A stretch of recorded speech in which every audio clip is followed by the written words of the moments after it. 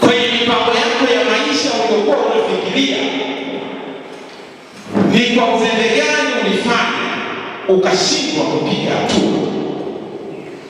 Yesu anasema ya kwamba tumemuudhi, lakini anamuita Sauli kubadili njia.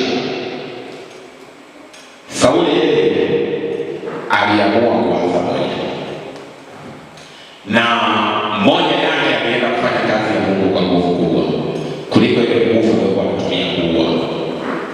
Nami ninataka leo niwaambie, haijalishi 25 umeanguka kwa kiasi gani, haijalishi ukubwa wa dhambi zako ulizofanya, haijalishi ni udogo gani ambao ulikuwa nao katika kufanya mambo yako. Amini, wakati umefika. Sikia sauti ya Bwana anakwambia 2026 ni ya kwako.